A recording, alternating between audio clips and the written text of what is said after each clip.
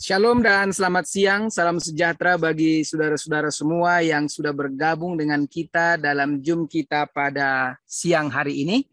Dan kita berterima kasih oleh karena saudara-saudara tetap setia untuk bersama-sama dengan kita dalam ibadah siang kita, ibadah dan doa.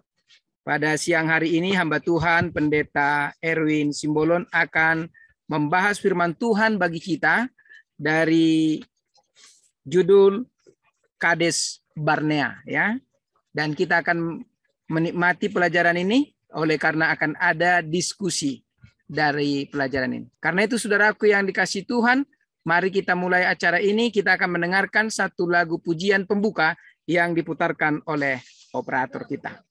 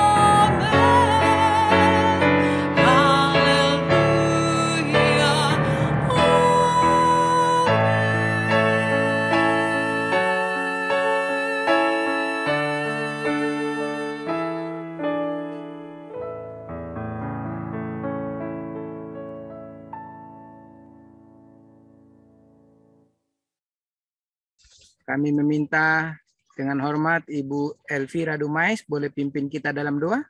Silakan Ibu. Kita tunduk kepala, kita berdoa. Ya Allah ya Tuhan kami, Bapa yang kami kenal dengan nama Yesus Kristus, Kami datang dengan segala kerendahan hati kami. Kami memuji dan memuliakan Engkau, karena begitu besar kasih setiamu yang kami sangat rasakan di sepanjang minggu ini. Terlebih pada pertengahan minggu ini, kami akan mempelajari pelajaran sekolah Sabat yang akan dibawakan oleh Pendeta Simbolon. Berkati supaya beliau boleh berkata-kata seturut dengan kehendak-Mu. Berkati kami yang mengikuti acara Zoom, baik melalui Facebook dan acara Zoom meeting ini. Berkati Pendeta Ringo yang selalu menuntun kami di dalam mempelajari pelajaran sekolah Sabat. Terima kasih Tuhan, biarlah acara ini boleh sesuai dengan kehendak-Mu. Berkati acara ini dari permulaan sampai akhirnya. Dengar doa kami Tuhan. Ampunkan kami dari segala dosa dan perlawanan kami. Doa ini kami bawa di dalam nama Tuhan Yesus Kristus yang adalah Juru Selamat dan penebus dosa kami. Amin. Amin. Terima kasih Ibu Elvira. Dan saat ini hamba Tuhan Pendeta Erwin Simbolon akan memaparkan pelajaran bagi kita yang merupakan sambungan dari pelajaran yang lalu, yaitu dengan judul Kades Barnea. Dan bagi saudara-saudara yang ingin nanti untuk memberikan satu pandangan ataupun pertanyaan, diberikan kesempatan setelah hamba Tuhan ini selesai memberikan pemaparan. Sudah didahului dengan lagu tema yang akan ditayangkan oleh operator kita.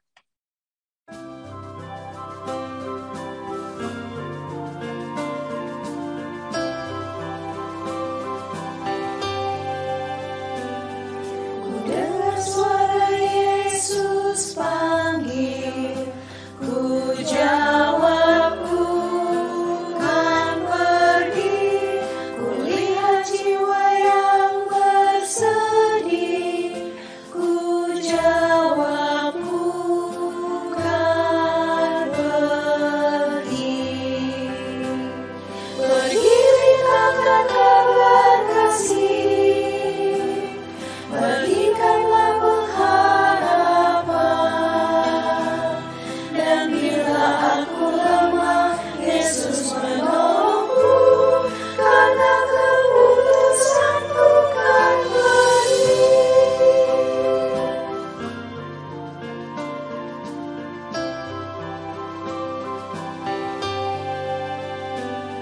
I hear the voice of Jesus calling.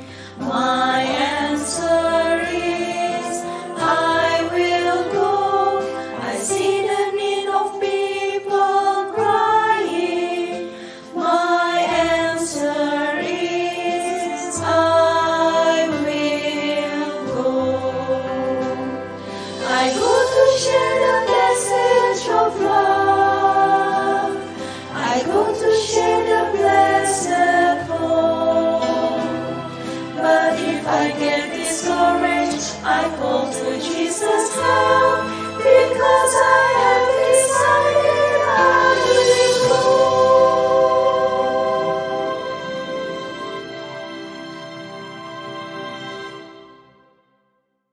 Silakan Pendeta Simbolon. Baik, terima kasih. Selamat siang bagi kita semua. Selamat siang. Sebelum kita mempelajari firman Tuhan, mari kita tunduk kepala, kita berdoa. Maha besar Allah Bapa kami, Maha Pengasih yang bertata dalam kerajaan surga.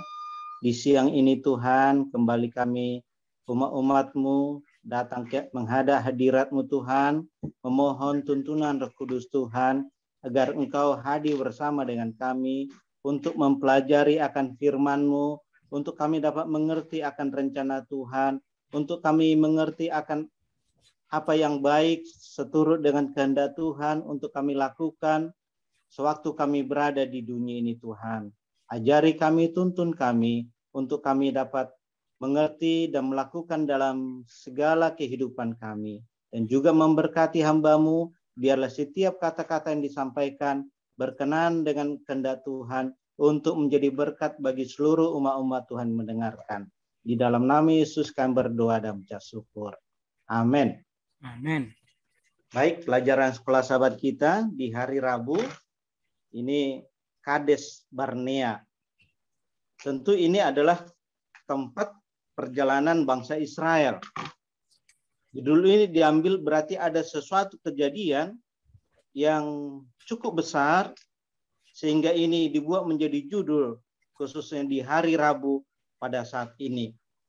Kita baca di dalam Alkitab, kita tahu ini adalah kejadian di mana Tuhan memerintahkan kepada Musa untuk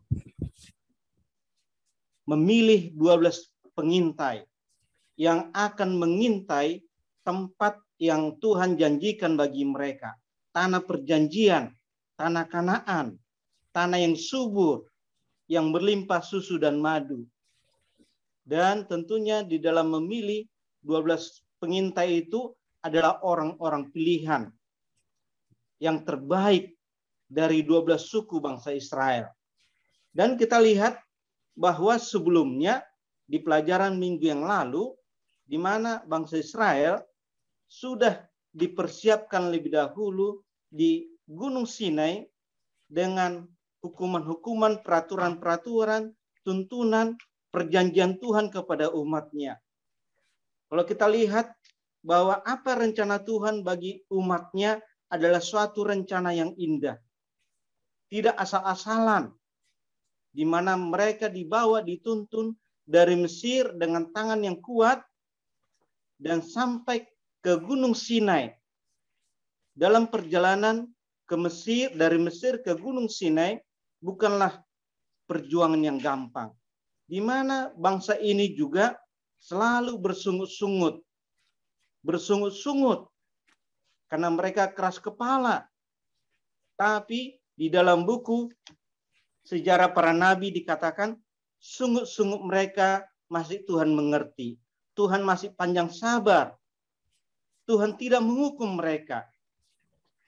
Tetapi ketika mereka tiba di Gunung Sinai, mereka dipersiapkan untuk masuk ke tanah Kanaan, ke tanah perjanjian. Dengan diberikan 10 hukum, diberikan diingatkan akan firman Tuhan, benar-benar dipersiapkan. Dan di dalam buku sejarah para nabi, halaman 449 dikatakan, setelah 3 hari perjalanan, persungutan yang terang-terangan mulai terdengar. Ini berasal dari bangsa campuran itu.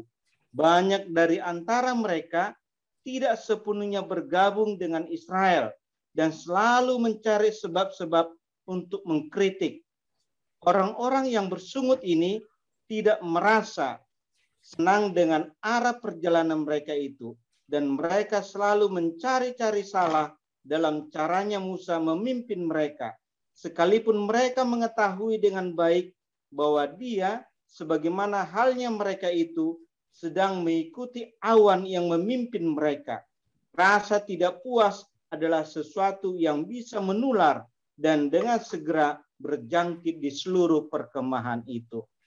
Jadi dikatakan selain dari bangsa Israel, ada lagi bangsa yang lain atau orang yang lain yang bersama dengan mereka keluar dari Mesir sampai ke Gunung Sinai, yaitu orang campuran, bangsa campuran. Karena menikah dengan orang Israel. Ada sangkut paut keluarga. Tetapi dikatakan mereka tidak benar-benar menyerahkan hidupnya kepada Tuhan. Dan merekalah yang bersungut-sungut. Dan ini mempengaruhi akan orang Israel.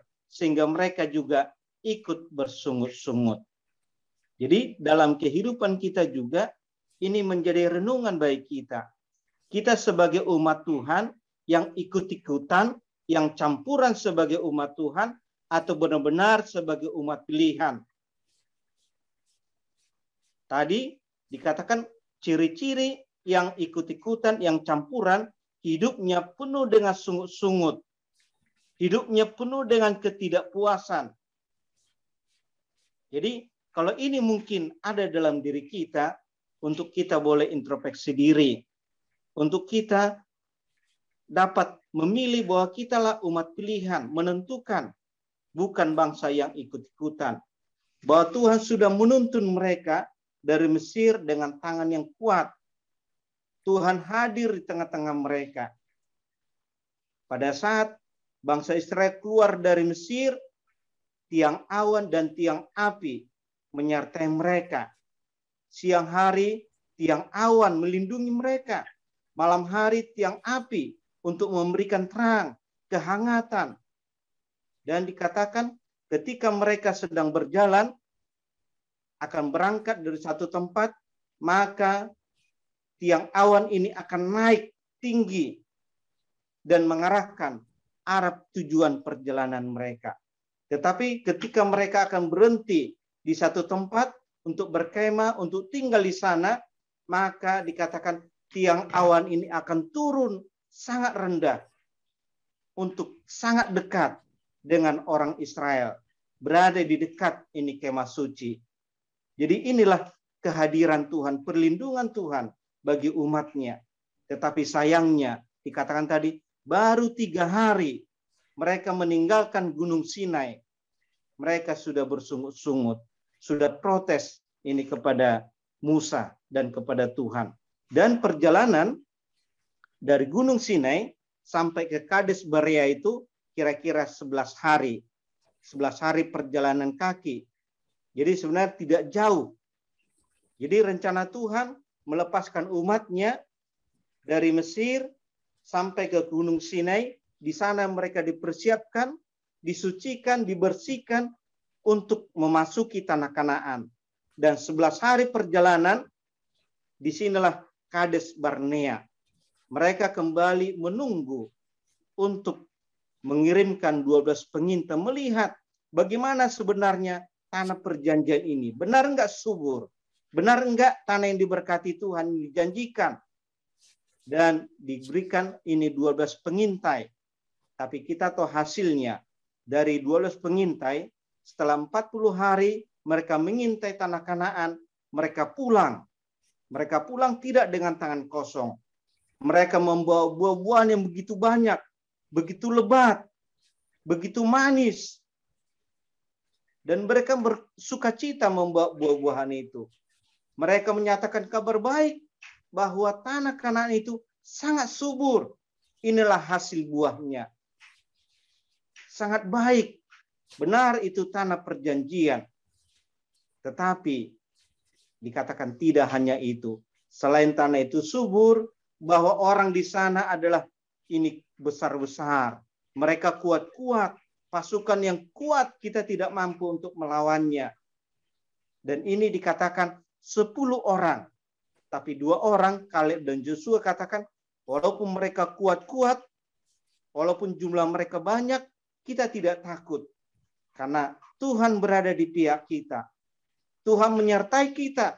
Kita akan kalahkan mereka. Kita akan habisi mereka.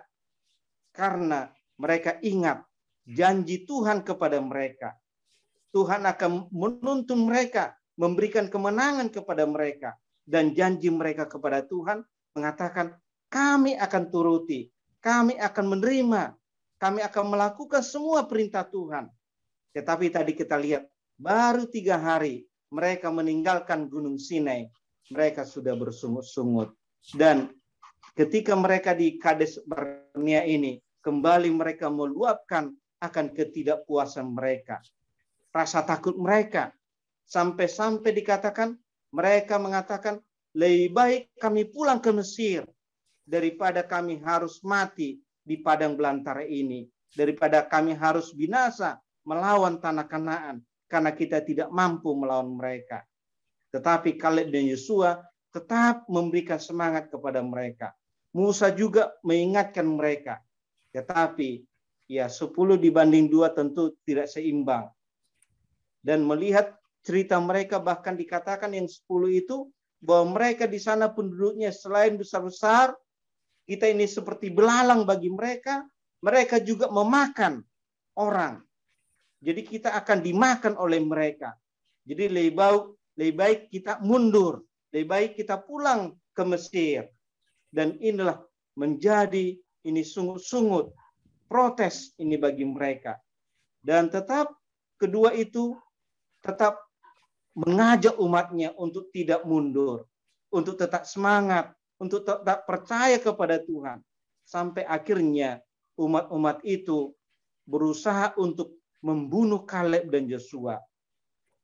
Mereka ambil batu akan melempari mereka sampai mati. Tapi Tuhan yang ada bersama dengan mereka, tiang awan yang selalu melindungi mereka, tahu segala sesuatu yang terjadi. Dan saat itu kesabaran Tuhan bertindak, dan batu yang akan dilempari kepada Kaleb dan Yosua terlepas dari tangan mereka. Dan Tuhan katakan kepada Musa, aku akan melepaskan penyakit sampar kepada mereka, dan aku akan binasakan mereka, karena tidak ada gunanya aku mengasihi mereka. Tidak ada gunanya aku sudah melepaskan mereka dari Mesir dan membawa mereka ke tanah Kanaan. Sia-sia. Sampai Tuhan katakan kepada Musa, aku akan membuat keturunan yang lain, bangsa yang lain dari keturunanmu, Musa. Dan engkau, keturunanmu akan lebih kuat daripada mereka. Tetapi inilah sebagai pemimpin yang baik. Dia tidak melihat kebaikan, keuntungan, berkat bagi dirinya. Tapi dia lebih rela berkorban. Sampai dia katakan, lebih baik Tuhan, namaku saja dihapuskan. Karena tidak ada gunanya namaku dicatat di dalam buku kehidupan, tapi umat Tuhan itu binasa. Sia-sia Tuhan memerintahkan saya, sudah melepaskan mereka dari Mesir, dibawa ke padang gurun, sudah menuntun mereka melalui tiang awan dan tiang api. Dan Tuhan sudah berjanji kepada mereka, memberikan tanah Kanaan yang subur, tetapi Tuhan membinasakan mereka di padang gurun. Allah gagal untuk melenyapkan orang-orang Kanaan. Jadi di sini Musa mengatakan kepada Tuhan agar tidak melenyapkan akan umatnya. Dan disinilah Tuhan yang panjang sabar memberikan kesempatan, sebenarnya bukan kesempatan, tapi memberikan seperti kelonggaran, tidak melenyapkan begitu saja umatnya, tapi dengan sendirinya tetap membinasakan mereka, walaupun tidak secara langsung. Dan Tuhan katakan bahwa mereka sebenarnya tiba di tanah Kanaan itu hanya 40 hari. Kalau mereka setia menuruti apa yang dikatakan oleh Kaleb dan Yosua. Tetapi karena pemberontakan mereka, bukan hanya perjalanannya 40 hari, tapi mereka semua yang keluar dari Mesir, mereka harus meninggal di padang belantara, kecuali Kaleb dan Yosua. Dan yang tiba masuk ke tanah Kanaan adalah orang-orang yang lahir di padang belantara. Jadi inilah yang Tuhan katakan, bahwa Tuhan itu memberikan pengampunan, Tuhan itu panjang sabar, tapi kadangkala akibat daripada kesalahan Tuhan tidak ambil. Sama seperti kepada bangsa Israel. Jadi sehingga mereka semua meninggal di padang belantara, kecuali Kaleb dan Yosua. Jadi di sini kita lihat bahwa Tuhan memberikan ampun kepada mereka, tapi tidak memaafkan, tidak mengampuni semua kesalahan mereka, dan tidak membawa mereka ke dalam tanah Kanaan. Jadi dalam kehidupan kita sesuai dengan pelajaran sekolah sahabat kita, biarlah pengalaman mereka itu juga menjadi pengalaman dalam kehidupan kita. Mungkin sampai di sini yang boleh saya sampaikan. Mungkin ada pertanyaan atau tambahan, saya berikan kesempatan, saya serahkan kepada Pendeta Ringo. Baik, terima kasih Pastor Simbolon yang sudah menguraikan dengan begitu baik judul pelajaran kita Kades Barnea. Dan kita tentu ingin juga menambah wawasan kita dengan memberikan pertanyaan. Kami berikan, ada juga pertanyaan yang sudah sampai di di ruang chat kita. Ada juga mungkin nanti akan disampaikan lewat langsung. Jadi saudara-saudara, kita berikan kesempatan bagi saudara dengan menggunakan raise hand atau angkat tangan saja boleh atau mungkin juga boleh dengan chatting ya. Baik, pertanyaan berikut ini Pastor yang datang ke kita dari Ibu Elvira Dumais adalah, apa yang kita lakukan agar kemuliaan Allah boleh terpancar dari kehidupan kita dan kebaikan untuk orang lain? Terima kasih. Silakan Pastor. Apa yang dapat kita lakukan agar kemuliaan Allah boleh terpancar dari kehidupan kita? Oke, terima kasih Bu Elvira atas pertanyaan yang baik. Tentu yang perlu kita lakukan sama seperti Kaleb dan Yosua dan Musa, satu kesetiaan penurutan kepada Tuhan. Dan apa yang mereka lakukan itu tidak menjadi satu kesombongan. Mereka selalu rendah hati dan mereka tetap pertahankan kebenaran.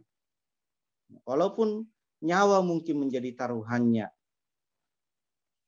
Karena kita ini sebagai umat Tuhan, kita memegang kebenaran, terang. Biarkan terang itu tetap bersinar. Walaupun kita binasa dengannya, seperti lilin. Jadi dengan itu maka orang lain akan melihat ini kehidupan Yesus, kehidupan Kristus di dalam kehidupan kita. Kita menyadari bahwa kita ini tidak ada apa-apanya tanpa Tuhan. Sama seperti sebenarnya bangsa Israel. Kalau mereka bergantung berserah kepada Tuhan, mereka akan dituntun. Mereka tiba di tanah Kanaan dengan sangat gampang sebenarnya. Bukannya mereka berjuang. Janji mereka sudah di Gunung Sinai akan menuruti kepada Tuhan, akan setia kepada Tuhan. Tapi mereka ini melupakan Tuhan karena masalah-masalah di hadapan mereka, mereka anggap itu jauh lebih besar daripada Tuhan mereka. Jadi kalau kita selalu rendah hati, selalu setia, percaya kepada Tuhan, dan tentu ini akan menjadi satu terang, orang lain akan melihat akan kehidupan kita.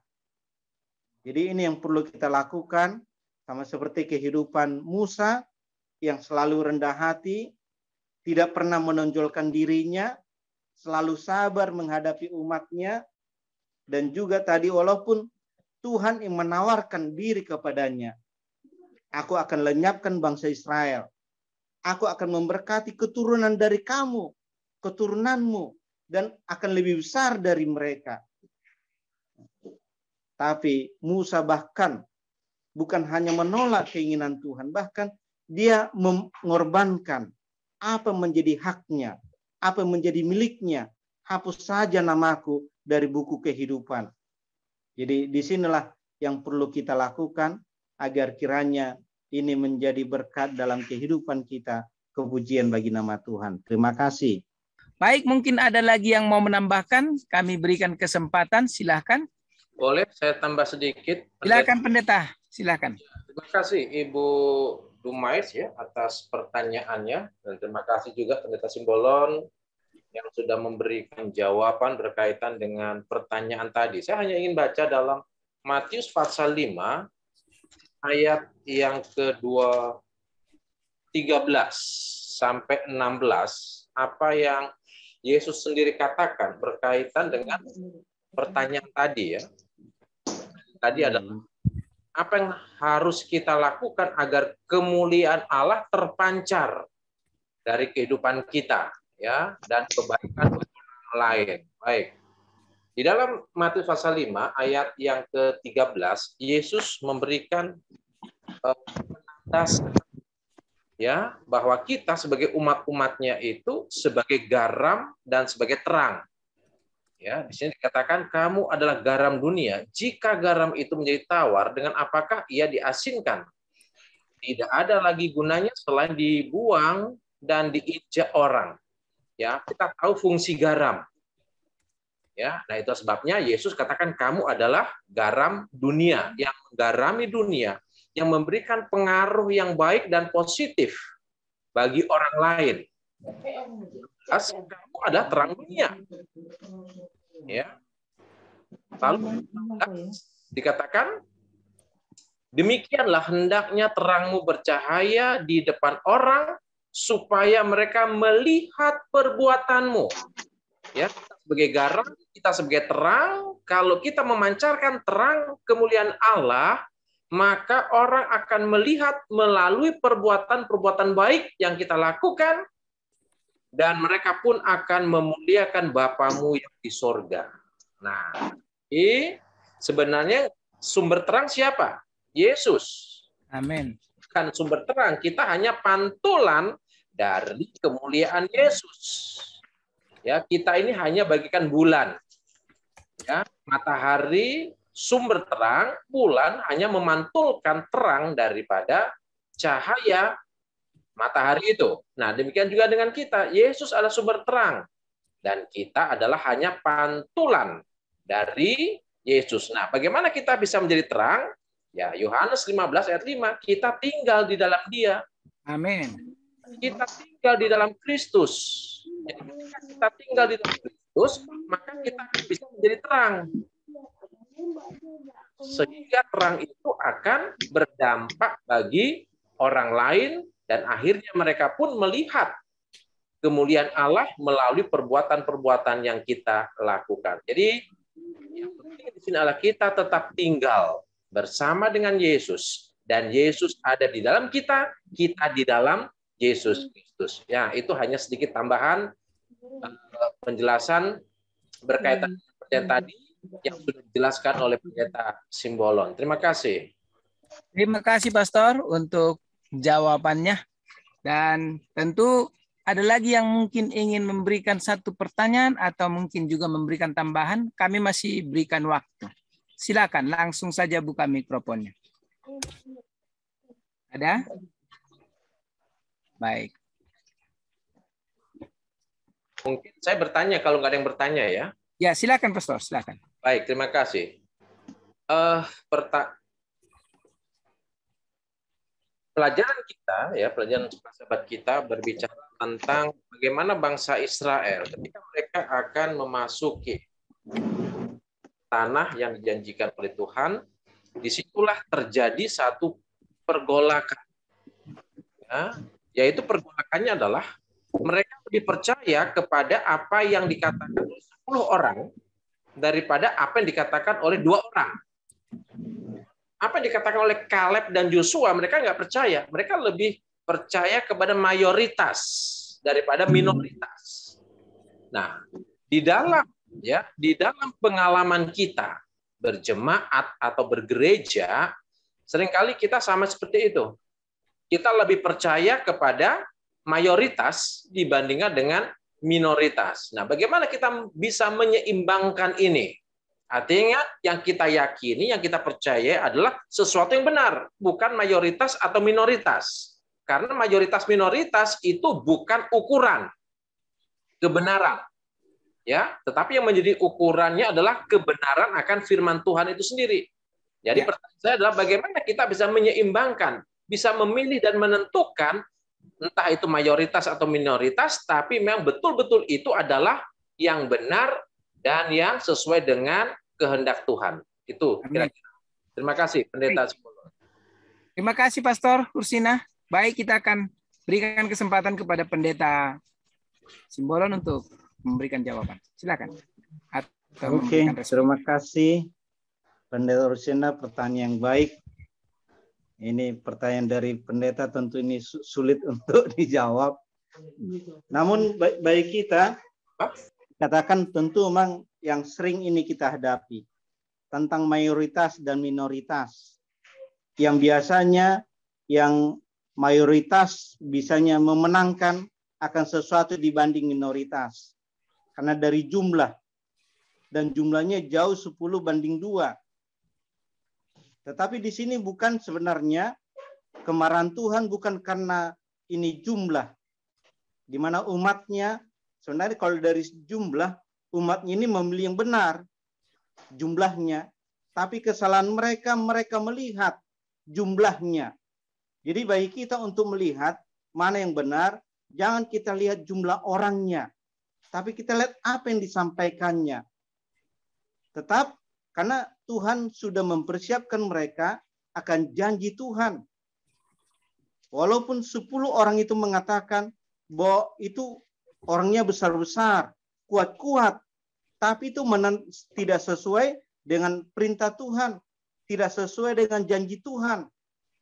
Sementara Kaleb dan Yosua, walaupun hanya 2, mereka memberikan satu kekuatan, mengingatkan akan janji Tuhan kepada mereka.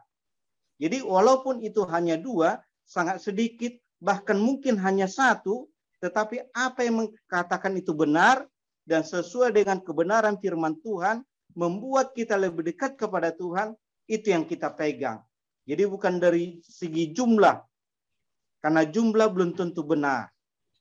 Tapi apa yang sesuai dengan kehendak Tuhan, apa yang Tuhan sudah janjikan, tentu itu adalah kebenaran. Sesuai dengan firman Tuhan. Karena firman Tuhan adalah kebenaran. Tapi jumlah bukanlah kebenaran. Jadi kesalahan bangsa Israel, mereka melihat berfokus kepada ke-12 pengintai, bukan kepada Tuhan. Iya. Mereka melihat yang 10, karena mereka tidak tahu apa-apa. Apa yang disampaikan oleh pengintai, itu yang mereka terima. Dan fokus mereka mengandalkan pemikiran mereka sendiri. Wah, memang kita tidak ada apa-apanya. Kita hanya sebagai belalang katanya. Dan mereka itu mau makan orang, kita akan dimakan habis. Dan badannya jauh lebih besar daripada kita. Pasukan yang kuat. Jadi selain dari kesalahan bangsa Israel, mereka melihat jumlah dan mereka juga mengandalkan pemikiran mereka sendiri. Mereka lupa akan janji mereka di Sinai. Baru 11 hari mereka perjalanan. Tiba di Kades, mereka lupa akan janjinya. Mereka lebih berfokus kepada apa yang dikatakan oleh 10 pengintai itu. Kita tidak mampu mengalahkan mereka. Mereka besar-besar. Kita seperti belalang. Jadi mereka melupakan Tuhan. Padahal dengan kedua orang itu sudah cukup mengingatkan mereka untuk bergantung kepada Tuhan. Musa juga mengingatkan mereka untuk tidak melupakan Tuhan. Untuk tidak meragukan akan kuasa Tuhan. Sebenarnya tujuan Tuhan memberikan pengintai itu bukan Tuhan tidak tahu. Bisa saja Tuhan langsung perintahkan kepada Musa. Di sana begini-begini. Suruh aja bangsa itu maju. Aku menyertai mereka. Tapi Tuhan mau menguji mereka. Mereka siap enggak? Mereka percaya enggak kepada Tuhan? Sama seperti Tuhan menuntun mereka dari Mesir. Bisa saja tanpa 10 tulah. Tapi Tuhan memberikan 10 tulah kepada mereka. Supaya mereka melihat dengan tangan Tuhan yang kuat. Jadi supaya mereka juga melihat dengan tangan kuat itu dapat membawa mereka ke tanah Kanaan. Walaupun 10 pengintai katakan mereka itu seperti belalang. Tapi mereka bisa mengalahkan orang Kanaan yang kuat. Jadi bukan masalah jumlah. Kalaupun itu hanya 1 orang, tapi sesuai dengan firman Tuhan, kita harus turuti itu. Jadi walaupun ini mungkin sama seperti Kaleb dan Yosua, nyawa mereka menjadi taruhannya. Mereka tetap pertahankan kebenaran. Inilah yang menjadi tolak ukur dalam kehidupan kita dalam melakukan kebenaran. Terima kasih. Terima kasih, Pastor. Jadi memang benar bahwa kadang-kadang ada namanya mayoritas. Ada namanya keputusan yang diambil secara mayoritas. Tetapi ada prinsip-prinsip yang harus juga kita tinggikan. Ketika prinsip yang dibicarakan tidak ada istilah mayoritas. Karena prinsip itu adalah fondasi. Tetapi dalam dunia ini ada namanya harus digunakan cara. Bagaimana caranya kita mencapai itu? Ya mungkin boleh digunakan pilihan. Jadi suara mayoritas dapat digunakan. Tetapi kalau pada prinsip kebenaran, tidak ada sebuah pilihan yang harus dibuat. Dan itu harus diterima. Ya, biasanya untuk cara seringkali digunakan. Nah, seperti misalnya yang dihadapi oleh bangsa Israel ketika mereka haruskah mereka untuk maju melawan bangsa yang besar-besar ini? Nah, ini memang pilihan. Dan 10 orang dari 12 10 mengatakan jangan. Kenapa? Karena besar-besar. Tetapi ada prinsip. Prinsip apa? Tuhan yang akan menyerahkan tempat ini kepada kita. Maka walaupun dua orang itu yang dikehendaki Tuhan untuk dijalankan, ya. Jadi memang ada berbagai hal yang kita harus pikirkan dengan matang dan baik. Baik, masih ada satu orang lagi yang akan menyampaikan pertanyaan atau keterangan tambahan. Masih kami berikan kesempatan, waktu kita masih ada sedikit lagi, tapi hanya satu orang saja. Ya, Om Frank, silakan. Oh, ada dua. Setelah Om Frank, baru nanti Ritonga, ya. Silakan Om Frank. Ya, mudah-mudahan ini bisa mencerahkan saya. Oke, silakan Om. Kita berbicara mengenai bangsa Israel. Kalau kita boleh sebut, kita ini sekarang apa kita juga bukan sebangsa dengan bangsa Israel. Tetapi yang mau saya katakan di sini, yang menggelitik hati saya, ini sebenarnya kemanusiaan inilah yang membuat bangsa Israel atau kita ini menjadi susah. Kenapa? Penurutan kita itu cuma separuh-separuh. Cuma katanya, kata saya begini, kata saya begitu. Saya pikir ini begini, saya pikir itu begitu. Inilah namanya kebenaran yang harus disampaikan. Ini saya merasa seperti itu. Saya kalau berbicara kepada pihak-pihak yang bertetangga lah, seolah-olah saya benar, begini kita begitu, seolah-olah saya tahu. Padahal pikiran saya, pengetahuan saya sedikit secuil, iya kan? Iya. Mau saya katakan, iya kan? Bukan yang masuk, tapi yang keluar. Ya kan, Alkitab mengatakan seperti itu. Bukan yang masuk ke dalam tubuh, tapi yang keluar. Inilah yang susahnya. Keluar gampang. Kayak plastik kita kasih angin, tinggal ditusuk saja sama jarum, sedikit cus, kempes dia. Walaupun itu balon segede apa, tusukannya, pakunya cuma kecil. Iya.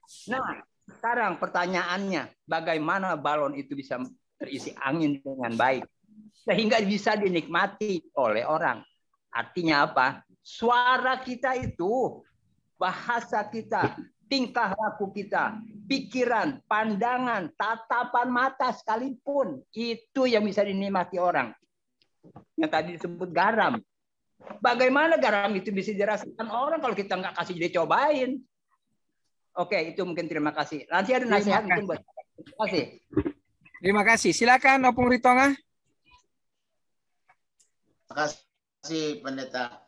Jadi memang kalau kita perhatikan, bangsa Israel ini sudah terlalu lama dijajah. Selama 400 tahun lebih, mereka nyembah berhala, sudah lupa dengan hari Sabat, lupa dengan Tuhan, kemurahan Tuhan. Itu pengaruh dijajah itu juga besar pengaruhnya. Karena walaupun mereka sudah melihat betapa baiknya Tuhan menyeberangi laut Tebrau, diberikan penerangan tiang awan, tiang api, makanan mana, itu pun tidak mereka yakini begitu. Mereka lebih banyak terpengaruh oleh sifat-sifat dijajah itu, sehingga mereka tidak punya pegangan. Itu yang satu kita lihat. Yang kedua, bahwa Allah itu juga sebenarnya mau mendengar ya permohonan kita ya. Seperti Musa meminta Tuhan jangan binasakan mereka. Seperti apa? Ini juga mungkin satu amaran buat kita bahwa kalau kita memohon pada Tuhan, Tuhan juga akan mendengarkan dengan satu iman. Itu barangkali yang saya lihat di situ ya. Kalau salah saya tolong diluruskan. Terima kasih. Terima kasih Opung Ritonga. Terima kasih Om Frank. Dan juga kita sudah tiba di penghujung acara kita. Tentu kita tahu bahwa pelajaran dari Kades Barnea ini adalah merupakan sebuah refleksi kehidupan umat Tuhan yang baru saja merasakan kenikmatan dan kuasa ajaib Tuhan, tapi bisa melupakan. Dan saya kira hal yang sama menjadi gambaran kepada kita. Nah, saudara-saudaraku, kita akan masuk kepada kesimpulan. Nah, untuk itu kita berikan satu kesempatan closing statement yang akan disampaikan oleh hamba Tuhan Pendeta Simbolon. Dan saudara-saudara yang saya sudah berikan pesan untuk doa persatuan kita, tolong diperhatikan pesan-pesan yang disampaikan. Terima kasih. Silakan Pendeta Simbolon untuk menyampaikan closing statement. Baik, terima kasih. Jadi kesimpulan baik kita dari pelajaran sekolah sahabat kita di hari Rabu ini tentang pengalaman bangsa Israel, agar jangan kita mengandalkan pemikiran kita sendiri untuk selalu memegang kebenaran.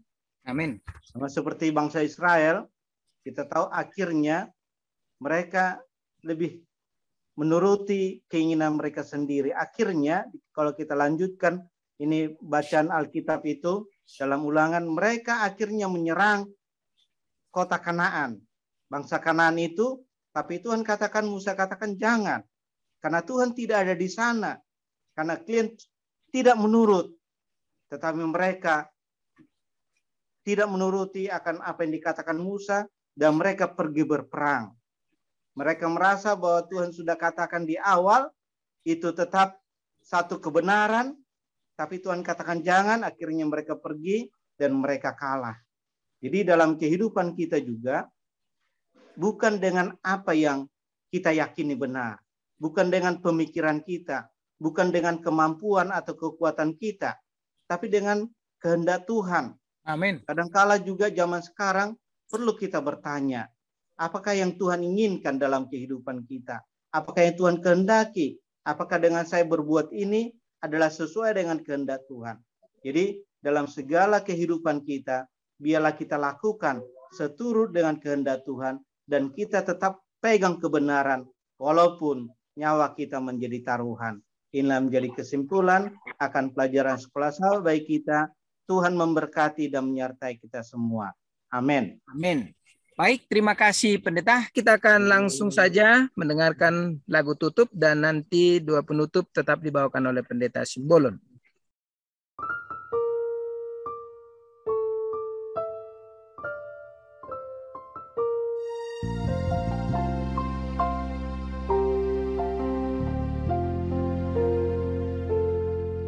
Ku yakin bukan karena kesalahan saat kau memilihku melayanimu. Ku percaya rencanamu sempurna saat kau panggil dan pakai aku dari hidup sampai matiku. Ku pun memilih melayanimu Yesus. Dari hidup sampai matiku, semuanya untuk kemuliaan-Mu. Sampai Engkau datang kembali, utuslah aku sesuai rencana-Mu.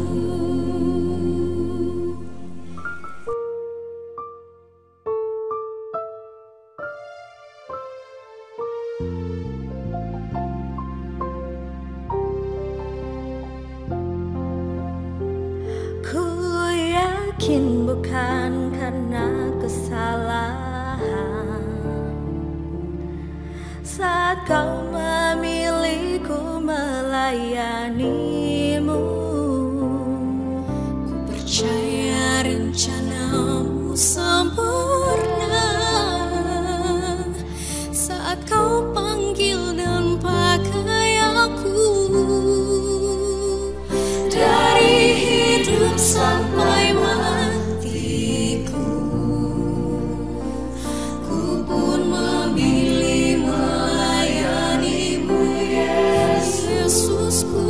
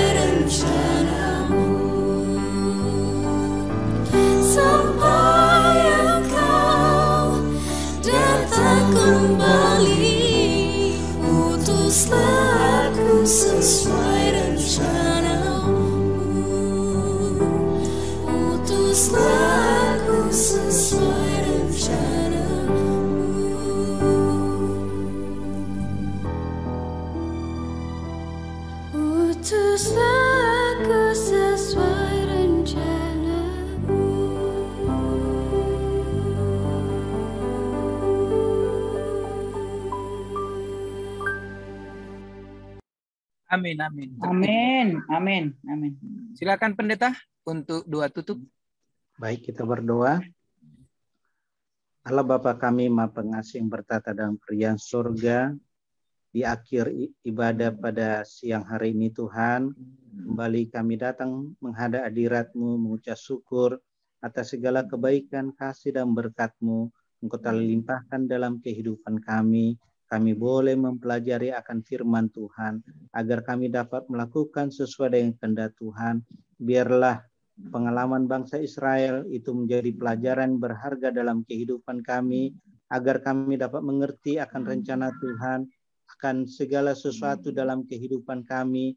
Biarlah kami lakukan seturut dengan kehendak Tuhan. Biarlah kami dapat menjadi terang bagi orang lain, bagi orang-orang di sekitar kami, terang yang berasal daripada Engkau untuk dapat menyinari akan dunia ini. Dan biarlah nama Tuhan selalu dipuji dan dimuliakan. Bapa di sorga memberkati akan seluruh umat-umat Tuhan, khususnya yang sudah bergabung dengan kami melalui Zoom dalam mempelajari akan firman Tuhan. Biarlah memberkati dalam kehidupan mereka, memberikan sukacita kebahagiaan dari sorga, untuk selalu bersukacita memuji dan memuliakan akan nama Tuhan. Biarlah nama Tuhan selalu dipuji dan dimuliakan dalam setiap kehidupan kami. Dan juga memberkati hamba-hamba Tuhan yang sudah melayani, yang bekerja dengan baik. Biarlah curahkan berkat yang melimpah dalam segala kehidupan mereka, untuk lebih bersukacita melakukan akan segala pekerjaan seturut dengan kehendak Tuhan. Bapa di sorga, biarlah curahkan berkat yang melimpah bagi seluruh umat-umat Tuhan yang sudah bersama dengan kami dalam mempelajari akan firman-Mu. Kiranya damai sejahtera dari Allah Bapa, kasih Yesus Kristus, dan persekutuan Roh Kudus menyertai kita sekalian mulai hari ini sampai Maranatha. Di dalam nama Yesus kita berdoa dan mengucap syukur. Amin. Amin. Selamat bertemu kembali dengan kami di Jemaat Fisdak. Bagi saudara dan saudari sekalian yang saya kasih dalam Yesus Kristus yang sudah mengambil waktu untuk beribadah bersama-sama dengan jemaat kami pada saat ini. Satu kesempatan yang indah kembali kita miliki untuk kembali dikuatkan dengan firman Tuhan. Baik saudara sekalian, pelajaran sekolah sahabat kita pada saat ini saya akan bagikan seperti biasanya, dan kita akan membahas satu pelajaran yang pada malam ini berjudul ribuan kali lebih banyak, ya. Ribuan kali yang lebih banyak. Inilah pelajaran kita pada hari waktu Amerika, ya, masih hari Selasa tanggal 5 Oktober, ya. Ini pelajaran kita. Baik, mari kita baca. Setelah melalui perjalanan yang panjang di padang gurun, Musa ketika dia berbicara mewakili Tuhan, karena memang dia adalah seorang nabi. Nabi itu adalah seorang yang membawakan firman Tuhan dan disampaikan kepada umat manusia. Kalau seorang imam, dia membawakan apa yang dikehendaki oleh manusia kepada Allah. Tapi sebagai seorang nabi, Musa itu membawakan apa? Berbicara mewakili Tuhan, dan bahkan dia lebih daripada seorang nabi. Kita sudah tahu, ya, bagaimana dia lebih daripada seorang nabi, ya. Dia katakan dalam Ulangan 1 ayat 8, ketahuilah, aku Allah telah menyerahkan negeri ini kepadamu. Masukilah, dudukilah negeri yang dijanjikan Tuhan dengan sumpah kepada nenek moyangmu, yakni Abraham, Ishak dan Yakub, untuk memberikannya kepada mereka dan kepada keturunannya.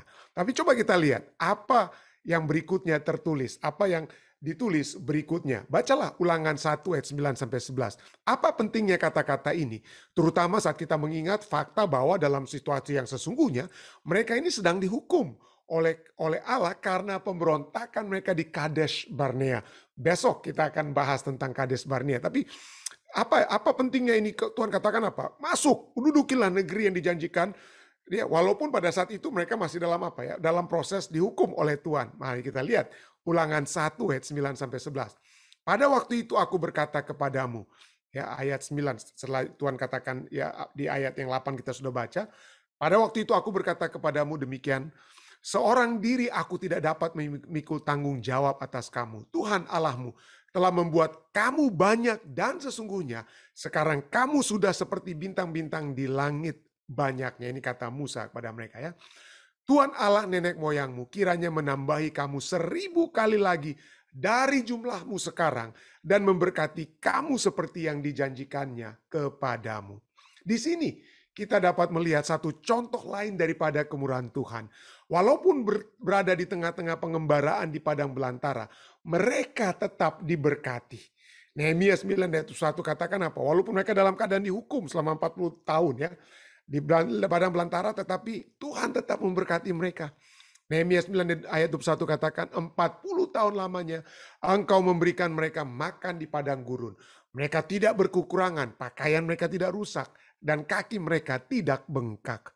Dan Musa sekali lagi menunjukkan kasihnya kepada bangsanya, meminta Allah untuk melipat gandakan mereka. Jumlah mereka itu ribuan kali banyaknya, lebih banyak daripada apa yang telah Allah lakukan sebelumnya. Bacalah Ulangan 1 ayat 12-17 sambungannya ya. Sebagai satu hasil langsung dari berkat Allah atas mereka. Apa yang terjadi dan langkah-langkah apa yang diambil Musa untuk menghadapi situasi ini. Mari kita lihat Ulangan 1 ayat 12 sampai dengan 17. Tetapi bagaimana seorang diri aku dapat memikul tanggung jawab atas kesusahanmu, atas bebanmu dan perkaramu? Kemukakanlah dari suku-sukumu orang yang bijaksana, berakal budi dan berpengalaman. Maka aku akan mengangkat mereka menjadi kepala atas kamu. Lalu kamu menjawab aku, memang baik apa yang kau anjurkan untuk dilakukan itu. Kemudian aku mengambil kepala-kepala sukumu, yakni orang-orang yang bijaksana dan berpengalaman. Lalu aku mengangkat mereka menjadi pemimpin atas kamu, yakni sebagai kepala pasukan 1000, kepala pasukan 100, kepala pasukan 50, dan kepala pasukan 10, dan sebagai pengatur pasukan bagi suku-sukumu. Sebelum kita lanjutkan bacaan ayat ini, kita tahu bagaimana ini adalah anjuran Yitro, mertua daripada Musa, tetapi Musa yang melaksanakannya anjuran tersebut. Dia yang apa? Dia yang perintahkan. Dia yang perintahkan kepada orang-orang Israel supaya membantu Musa dalam mengorganisasikan kelompok di padang belantara itu ya. Ayat 16, mari kita lanjutkan. Dan pada waktu itu aku memerintahkan kepada para hakimu demikian. Berilah perhatian kepada perkara-perkara di atas saudara-saudaramu dan berilah keputusan yang adil di dalam perkara-perkara antara seseorang dengan saudaranya atau dengan orang asing yang ada padanya. Dan mengadili jangan pandang bulu. Baik perkara orang kecil maupun perkara orang besar harus kamu dengarkan. Jangan gentar terhadap siapapun sebab pengadilan adalah kepunyaan Allah. Tetapi perkara yang terlalu sukar bagimu harus kamu hadapkan kepadaku supaya aku mendengarnya. Jadi pelajaran kita katakan, walaupun Allah hadir dengan penuh kuasa di atas mereka, tetap saja dibutuhkan sebuah apa? Sebuah organisasi, sebuah struktur. Siapa yang akan memimpin kelompok 10, 100, 1000 dan lain sebagainya. Sebuah struktur dan sebuah sistem yang bisa dipertanggungjawabkan. Jadi mereka tidak dibiarkan masing-masing dengan diri mereka sendiri atau masing-masing dengan keluarga mereka sendiri. Yang penting ada Tuhan. Tidak. Tuhan mau ada yang mengatur, ada struktur, ada organisasi yang mengatur umat-umat ini. Jadi Israel, pelajaran kita katakan, Israel adalah sebuah kahal, sebuah perkumpulan yang terorganisir. Kita dapat lihat dalam Ulangan 31 ayat 30, yang merupakan suatu pendahulu apa yang nantinya ada di perjanjian baru, yaitu eklesia. Arti dari kata eklesia itu adalah kata bahasa Yunani untuk gereja. Jadi gereja itu apa ya? Itu ada dia punya apa ya? Ada dia punya pendahulu, dan pendahulunya itu adalah apa yang terjadi di zaman Israel, yaitu kahal, ya, perkumpulan yang terorganisir. Ada para pemimpin, gereja juga ada apa? Para ketua, ada para apa? Diakon, dan semua struktur gereja yang telah dibuat untuk mengatur supaya apa? Terorganisir, ada keteraturan, ya. Dan pelajaran kita kemudian lanjutkan, dan meskipun bekerja dalam satu konteks yang berbeda, Paulus tidak pernah jauh dari akar Yahudinya. Dalam 1 Korintus 12 kita melihatnya dengan jelas saat dia menggambarkan perlunya orang yang memenuhi syarat untuk mengambil berbagai peran untuk berfungsinya tubuh atau gereja. Seperti yang kita lihat dalam kitab Ulangan dan kata kahal di padang gurun. Tuhan sudah apa? Tetapkan. 1 Korintus 12 ada yang memiliki apa? Karunia rohani. Sebagai evangelis, sebagai guru, sebagai ini dan itu dan lain sebagainya.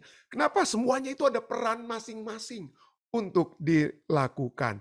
Masing-masing memegang peranan. Jadi gereja saat ini seperti kahal pada masa lalu perlu untuk menjadi satu tubuh yang bersatu melalui orang-orang yang memenuhi berbagai peran yang sesuai dengan karunia-karunia yang Tuhan percayakan kepada mereka. Nah, walaupun pelajaran kita kemudian menanyakannya, Walaupun terkadang kita mendengar orang-orang mencela terhadap adanya agama yang terorganisir atau organized religion bahasa Inggrisnya. Banyak orang saat ini apalagi dengan berita-berita yang buruk tentang ada pemimpin-pemimpin gereja yang ya baru-baru ini ada berita yang begitu hebat di Eropa ya, di Prancis. Bagaimana pemimpin-pemimpin agama, ada satu agama yang besar di Prancis ya. Dari tahun 1950-an terbukti berdasarkan penelitikan begitu banyak pemimpin-pemimpin agama, para imam-imam agama dari gereja tersebut yang melecehkan anak-anak kecil, anak-anak yang secara seksual di dalam gereja. Pada saat anak-anak itu melayani di dalam gereja sebagai pembawa lilin ataupun sebagai penyanyi di kor gereja tersebut. Jadi ini sudah menjadi satu hal yang menyebabkan orang antipati terhadap gereja, terhadap apa yang para imam lakukan terhadap anak-anak muda, baik pria maupun wanita, ya, anak-anak gadis yang di dalam gereja dan anak-anak pria dan gadis dalam gereja. Jadi inilah banyak orang akhirnya tidak mau lagi Mereka mungkin masih tetap percaya Tuhan, tapi mereka tidak mau lagi Tidak mau lagi dianggap atau masuk gereja lagi. Tidak lagi percaya dengan organized religion. Jadi pertanyaannya, walaupun terkadang kita mendengar orang mencela terhadap adanya agama yang terorganisir, agama yang teratur. Apakah dengan demikian, kalau kita anti terhadap organized religion, apakah kita berarti lebih suka kepada agama yang tidak terorganisir atau tidak teratur, unorganized religion? Ya, tentu saja tidak ya. Firman Allah, teristimewa perjanjian baru, tidak mengakui sesuatu yang lain selain daripada sebuah agama yang terorganisasi. Allah telah mengatur semuanya itu dengan begitu baik dari zaman Dari zaman Musa ya. Kepastian perjanjian Allah dikatakan sudah akan bahwa keturunan daripada Abraham akan mendapatkan berkat. Dan betul, Ulangan 1 ayat 11, Tuhan memberkati umat-umat Israel. Ya, dan pada saat mereka tidak setia kepada Tuhan sekalipun, mereka tidak dihentikan. Mereka tidak langsung berhenti janji Tuhan, janji berkat Tuhan. Kenapa? Kita lihat bagaimana Yesaya 4 ayat 3 berkata, ada umat yang tersisa yang telah akan Allah pelihara. Jadi dari antara orang-orang Israel yang pergi ke pembuangan, ada yang akan kembali. Dan pada saat orang-orang Yahudi sekalipun, orang Israel di zaman Yesus, kemudian menolak Yesus, tetap ada umat sisa, umat Israel rohani yang umat Israel rohani yang muncul. Jadi dari masa ke masa selalu ada umat sisa. Umat yang Allah tetap jaga, tetap pelihara. Umat-umat yang tetap setia kepada Allah. Yesaya 10 ayat 20 sampai 22. Anda akan bisa lihat satu demi satu kata sisa pada waktu itu. Sisa orang Israel, sisa akan kembali, sisa Yakub akan bertobat di hadapan Allah yang perkasa. Ya, ayat 22, sebab sekalipun bangsamu hai Israel seperti pasir di laut banyaknya, namun hanya sisanya akan kembali. Jadi Tuhan dikatakan Tuhan telah memastikan datangnya kebinasaan dan dari situ timbul keadilan yang meluap-luap. Tapi dari kebinasaan datang tersebut, dari penghukuman terhadap ketidaksetiaan orangnya Israel, Tuhan telah memberikan umat sisa. Ya, the remnant, umat sisa, the remnant, syiar, artinya residue, remnant, survivor. Mereka yang selamat setelah malapetaka seperti gempa bumi dan lain sebagainya. Jadi arti teologis daripada umat sisa adalah bahwa Allah memiliki umat yang akan terus meneruskan rencana keselamatan Allah bagi umat manusia. Dan umat Kristen mula-mula telah telah dipilih oleh Tuhan menggantikan atau meneruskan rencana Allah kepada rencana Allah kepada dari yang telah diberikan pada mulanya kepada orang Israel, orang Yahudi. Kita, saudara dan saya, seperti Petrus katakan, kita adalah imamat yang rajani umat pilihan Tuhan. Dan Rasul Paulus juga berkata demikian. Ya, Roma 11 ayat 2-5, Allah tidak menolak umat yang dipilihnya. Ya, Allah tidak tolak. Ya, walaupun ada nabi-nabi yang mereka bunuh, mesbah-mesbah Tuhan runtuhkan. Tapi ayat 4 katakan tetapi bagaimanakah firman Allah kepadanya? Aku masih seperti yang dia katakan kepada Elia ya. Aku masih meninggalkan 7.000 orang bagiku yang tidak pernah sujud menyembah Baal. Ayat 5. Demikian juga pada waktu ini ada tinggal suatu sisa, the remnant church, menurut pilihan kasih karunia. Ya, jadi Tuhan umat Kristen Itu adalah meneruskan apa yang Allah telah apa yang telah Allah canangkan bagi orang Yahudi. Tetapi apa yang terjadi dengan umat Kristen ini? Waduh, umat Kristen kemudian kita tahu pada umat Kristen, kalau kita membaca nubuatan dari kitab Wahyu ya, kita dapati bagaimana kemudian terjadi kemurtatan bahkan di dalam umat Kristen. Makanya sejarah gereja kita kemudian melihat adanya reformasi Protestan ya. Reformasi Protestan. Kenapa? Karena kebobrokan yang gereja telah Gereja telah lakukan sehingga Martin Luther dan para reformer seperti John Calvin, Zwingli, mereka katakan, wah kita harus membenarkan, kita harus keluar daripada kebobrokan gereja tersebut. Jadi kemudian adalah terjadilah Protestan. Dan terus dari sepanjang masa ke masa Tuhan telah menyiapkan, mengatur sehingga akan tetap ada umat-umat sisanya. Dan kita lihat pada akhir zaman menjelang kedatangan Yesus yang kedua kali. Wahyu pasal 12, bukan saya yang katakan saudara ya. Wahyu pasal 12, Wahyu pasal 14 berbicara tentang apa ya?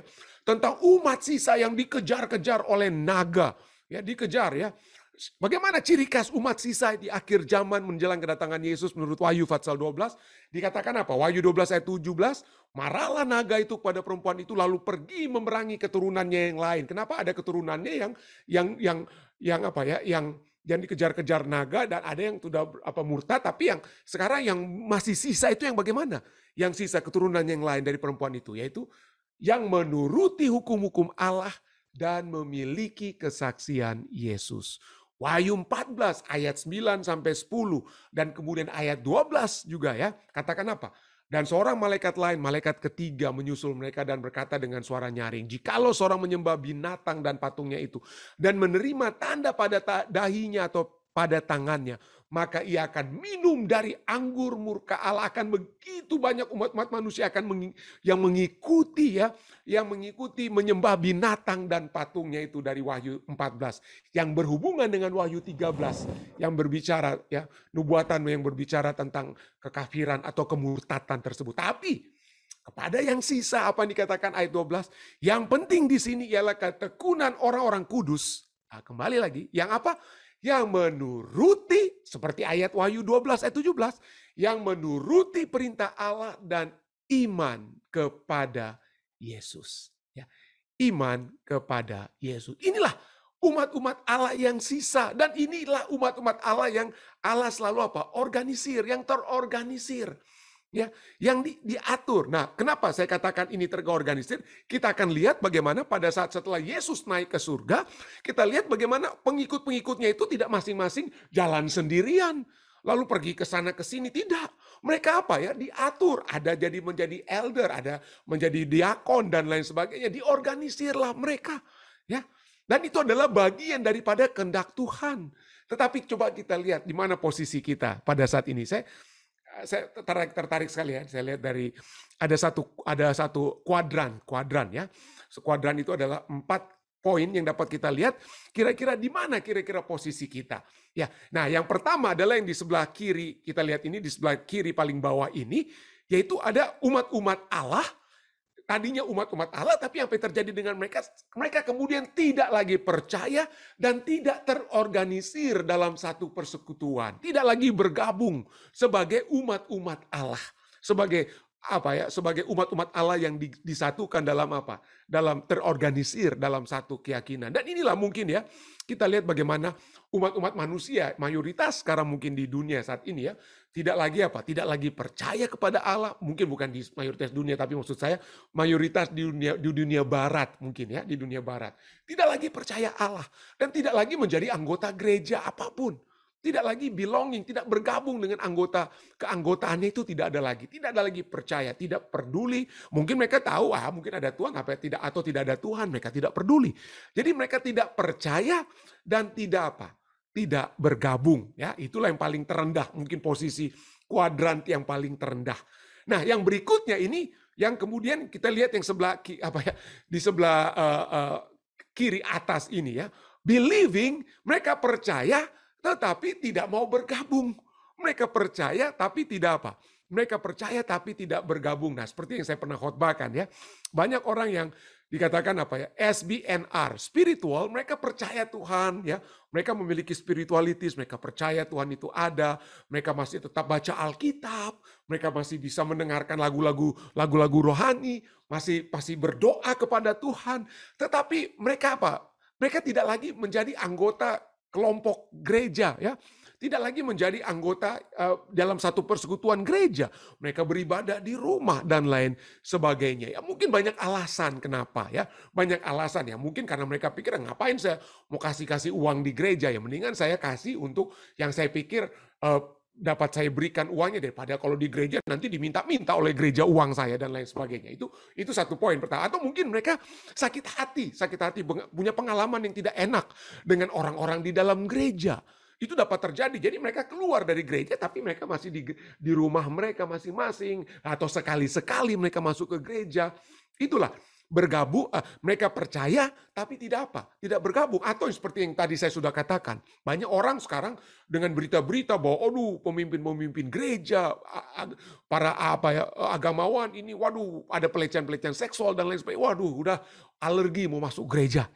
Jadi mereka tetap percaya tetapi tidak menjadi anggota gereja. We are done with the church. Ya seperti buku ini ya, Church Refugees ya. Kenapa banyak orang sekarang ini tidak lagi mau masuk ke gereja, tidak mau bersekutu dengan umat-umat percaya lainnya, tetapi masih tetap percaya, memiliki iman kepada Allah. Jadi mereka hanya sebagai 50%. Dengan kata lain mereka 50%, saya katakan 50% ya, 50 percaya, 50 tidak percaya dengan perintah Allah untuk bergabung dalam apa? Di dalam satu persekutuan dengan umat-umat Allah. Ya, Rasul Paulus, Alkitab berbicara janganlah kita menjauhi pertemuan-pertemuan kudus dan lain sebagainya. Pada saat kita menjadi satu tubuh, maka kita apa? Seperti 1 Korintus 12, kita harus apa? Di dalam satu tubuh yang terorganisir, maka kita mempraktekkan kita punya apa? Karunia-karunia rohani. Tapi itulah yang terjadi. Banyak yang percaya tapi tidak mau bergabung. Tapi yang masalah berikutnya ini adalah yang berikutnya adalah orang-orang yang bergabung tetapi tidak percaya. Bergabung mereka ada di dalam gereja, ikut kebaktian gereja, menyanyi, dengar khotbah, tetapi hati mereka juga jauh dari Tuhan. Ya, hati mereka dengar khotbah yang cocok aja yang mereka ikuti. Ya, seperti tadi doa yang dibawakan oleh Ibu Debbie, biarlah kita mendengarkan firman Tuhan, tapi kita juga bukan hanya mendengarkan, tapi mempraktekkan, tapi bukan mempraktekkan satu atau dua, mempraktekkan semuanya. Ya, mempraktekkan semuanya. Nah, ini satu statement yang dikemukakan oleh Martin Luther King ya. Dia katakan apa ya? Satu hal yang paling menyedihkan dengan kekristenan di Amerika. Dia katakan dengan orang Kristen. Kenapa? Orang Kristen berbicara tentang kasih. Itu berbicara di Amerika ya pada zaman dia dulu ya. Saya percaya mudah-mudahan tidak lagi pada zaman sekarang ini ya. Kita berbicara tentang kasih, bahwa semuanya itu sama di mata Tuhan, kita semua adalah anak-anak Allah. Tetapi di zamannya Martin Luther King berapa puluh tahun lalu di Amerika, pada saat hari Minggu jam 11 mereka masuk gereja, ada gereja untuk orang kulit hitam, ada gereja untuk orang kulit putih, nggak boleh digabung. Ya, jadi bagaimana ini? Mereka berada di dalam satu persekutuan, ada bergabung dalam satu persekutuan sebagai anak-anak Allah di dalam gereja, tetapi kepercayaan mereka itu tidak ada. Tidak mau percaya kepada firman Tuhan yang mengatakan kita semua ini adalah satu di dalam Kristus. Ya, kita beda-bedakan. Oh, saya ini orang Amerika putih. Oh, saya orang Amerika hitam. Oh, saya orang Kristen dari Manado. Saya orang Kristen dari Papua. Saya orang Kristen dari Sumatera. Jadi gimana kalau kita sebagai orang-orang yang bergabung dalam satu organisasi, dalam satu gereja, tapi kita tidak percaya bahwa semua kita itu sebenarnya satu di mata Tuhan, sama di mata Tuhan. Bahwa di dalam kerajaan surga tidak ada tidak ada conference hanya untuk orang Manado atau orang Papua atau orang Sumatera dan lain sebagainya. Tapi inilah ya, kita percaya ya, kita bergabung, tetapi sesungguhnya dalam prakteknya kita tidak percaya. Ya, belonging but not believing. Dan ini juga 50%. 50% kesetiaan kita. Dan kalau kita lihat Kesetiaan yang 50% sama sekali apa ya? Tidak setia. Itu bukan berarti saudara kalau 50% setia kepada Tuhan karena hanya mengikuti masuk ke dalam gereja, dalam satu organisasi, tapi tidak memiliki kepercayaan yang sesuai dengan firman Tuhan, Anda akan disebut sebagai anak Allah. Oh tidak. Yesus katakan apa dalam Yohanes 10, 25-26? Aku telah mengatakan kepada kamu tetapi kamu tidak percaya. Kamu tidak percaya karena kamu tidak termasuk domba-dombaku. Kamu tidak. Jadi ini orang-orang yang sudah mengikuti Yesus. Pengikut-pengikut Yesus. Tapi Yesus katakan pada mereka, kamu orang yang tidak percaya. Kamu bukan domba-dombaku. Jadi hati-hati saudara ya. Biarpun kita sudah dalam gereja, walaupun kita sudah berada di organisasi Tuhan, tapi kalau masih ada hal-hal yang tidak sesuai dengan firman Tuhan yang masih kita praktekkan karena unsur-unsur politik kita, karena unsur-unsur ini dan itu dan lain sebagainya, hati-hati. Kita dikatakan dalam ayat ini, kita bukanlah domba-domba Kristus. Marilah kita sesuai dengan yang idealnya ya, di sebelah kanan atas ini ya, di sebelah kanan atas ini, both believing and belonging. Ya. Bergabung dan apa? Percaya. Jadi pada saat umat-umat Tuhan di zaman rasul-rasul, pada saat mereka percaya, mereka bukan pada saat mereka percaya Yesus lalu mereka beribadah sendiri-sendiri di rumah mereka. Tidak, mereka berkumpul. Ya, berkumpullah mereka. Kenapa? Karena Rasul Paulus ini sudah katakan dalam Efesus 2 ayat 19. Demikianlah kamu bukan lagi orang asing dan pendatang, kamu yang percaya ya. Melainkan kawan sewarga, satu gereja, satu organisasi, satu persekutuan. Dari orang-orang kudus dan anggota keluarga, satu anggota keluarga Allah. Dan itu dipraktekkan juga ya, Kisah 4 ayat 32-33. Dikatakan ada. Adapun kumpulan orang yang telah percaya itu mereka sehati dan sejiwa. Mereka semua hidup dalam kasih karunia yang yang melimpah-limpah. Tapi tentu saja kalau Anda baca selanjutnya ya, Anda baca selanjutnya di Kisah pasal 4 dan seterusnya, ya bukan berarti mereka sehati dan sejiwa itu tidak ada masalah. Tetapi walaupun di dalam masalah, biarlah hati dan jiwa mereka disatukan dengan hati dan jiwa Kristus. Bukan hati dan jiwa saya dengan rasa sakit hati saya yang harus diobati. Tidak. Hati dan jiwa Kristus itulah yang menyatukan hati dan jiwa kita. Sehingga pada saat rasul-rasul ini ada masalah kan. Kita bisa lihat. Makanya ada dibentuk diakon-diakones itu dibentuk oleh sebab adanya masalah dalam gereja. Orang-orang adanya pertentangan antara orang-orang Yahudi, Kristen Yahudi dan juga Kristen yang datang dari tempat lain. Ada pembagian-pembagian yang tidak tersebar secara merata. Jadi mereka mulai ada yang komplain. Lalu rasul-rasul itu berkumpul. Dan mereka solusinya mereka pikirkan. Solusinya mereka minta dari surga. Sehingga gereja itu kemudian dapat bersatu kembali. Jadi pada saat kita percaya kepada Tuhan, kita bergabung di dalam gereja, bukan berarti gereja itu sudah sempurna. Tidak. Kenapa? Karena kita semua belum sempurna. Tetapi di dalam ketidaksempurnaan tersebut, pada saat kita diorganisir, pada saat kita diatur, ada give and take di dalamnya. Sehati dan sejiwa dengan jiwa Kristus. Sehati dengan jiwa Kristus, kasih Kristus, dan lain sebagainya. Maka kita akan pada saat kita bergesekkan satu dengan yang lain, seringkali itu panas ya. Gesek api yang gesek satu dengan kadang-kadang panas. Tetapi disitulah karakter kita itu dibentuk. Karakter-karakter kita yang tadinya keras, dilembutkan, yang tadinya tidak ada sopan santun atau dan lain sebagainya. Kita jadi disatukan di dalam gereja. Dan itulah sebabnya ya. Itulah sebabnya Pena Inspirasi berkata dalam Christian Service halaman 3 ya, bahwa gereja kita enfeebled and defective. Meskipun tampaknya lemah dan cacat, tetapi gereja adalah satu-satunya objek. Enfeebled and defective as it may appear. The church is the one object upon which God bestow in a special sense His supreme regard. Gereja adalah satu-satunya objek yang di atasnya Allah dalam arti khusus menganugerahkan penghargaan tertingginya. Itu adalah teater kasih karunia-Nya, di mana Dia senang mengungkapkan kuasanya untuk mengubah hati. Nah, kenapa disebutkan sebagai theater of His grace? Kalau kita